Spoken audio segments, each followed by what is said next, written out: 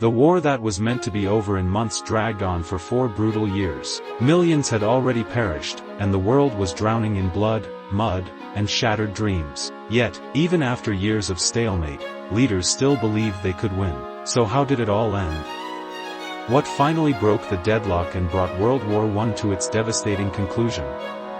In this episode, we uncover the final years of the Great War, the battles, betrayals, and turning points that led to the end of one of history's deadliest conflicts. 1915 to 1916, the meat grinder of trench warfare with both sides locked in a bloody stalemate. Military leaders sought new ways to break through enemy lines. But the battles of 1915 and 1916 only deepened the carnage. The Allies launched massive offensives, including the Battle of Verdun, 1916, the longest battle of the war, where French and German forces bled each other dry for nearly a year. Verdun became a symbol of France's determination, but at a horrifying cost, over 700,000 casualties. Meanwhile, the Battle of the Somme, 1916, was supposed to be the Allies' breakthrough. On the first day alone, Britain suffered 57,000 casualties, the deadliest day in British military history. After months of fighting, the Allies had gained only a few miles, but at the cost of over 1 million lives. Despite these horrors, neither side would back down. The war machine kept grinding forward. 1917, a year of upheaval. The year 1917 changed everything. The Russian Revolution.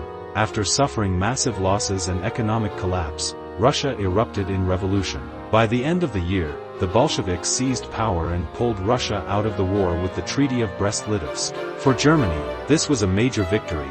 They could now focus all their efforts on the Western Front.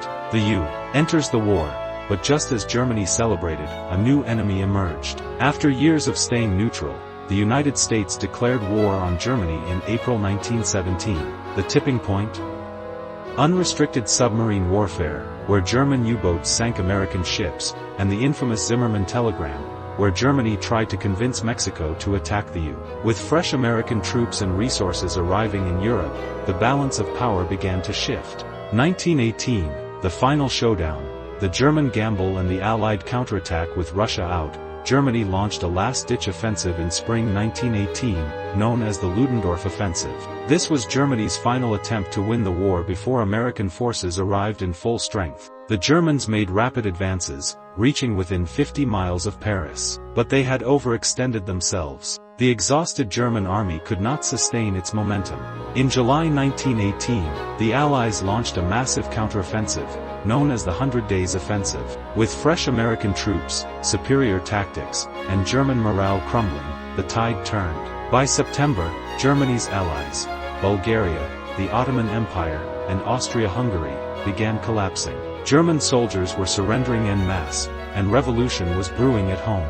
The Armistice, the end of the Great War, November 11, 1918, with their empire crumbling and their army on the verge of collapse, Germany had no choice but to seek peace. On November 11, 1918, at 11 a.m., an armistice was signed, bringing an end to 4 years of unimaginable destruction. Over 16 million people had died. Europe was in ruins, and the world was forever changed. The Treaty of Versailles, signed in 1919, placed full blame on Germany, imposing harsh penalties that would eventually pave the way for World War II.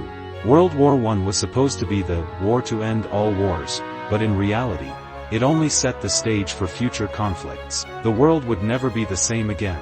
In our next episode, we explore the aftermath, the rise of new powers, the seeds of World War II, and how the echoes of this great war still shape our world today. Subscribe now and stay tuned for the next gripping chapter in history.